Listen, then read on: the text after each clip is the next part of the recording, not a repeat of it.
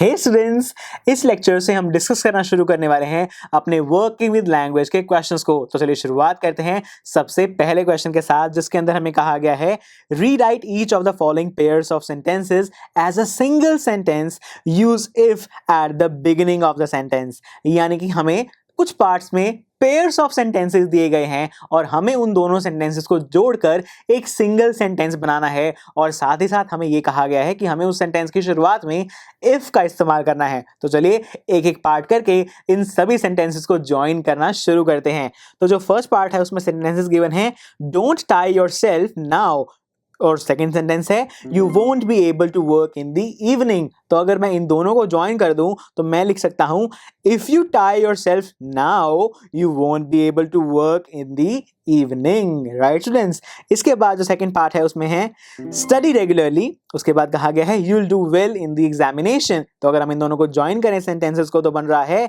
If you study regularly you will do well in the examination. इसके बाद जो third part है उसमें सेंटेंसेस आ रहे हैं वर्क हार्ड, सेकंड सेंटेंस है you will pass the examination in the first division. और इन दोनों सेंटेंसेस को ज्वाइन किया जाए और इफ का यूज किया जाए तो बन जाएगा if you work hard you will pass the examination in the first division.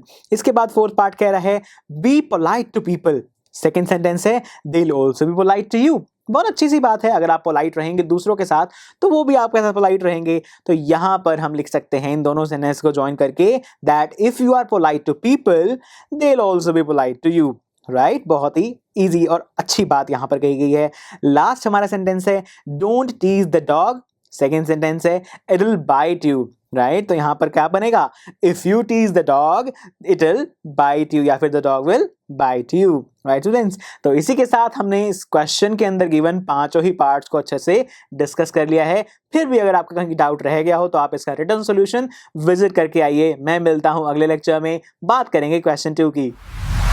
I am sure students आपको ये लेक्चर बहुत ही पसंद आया होगा।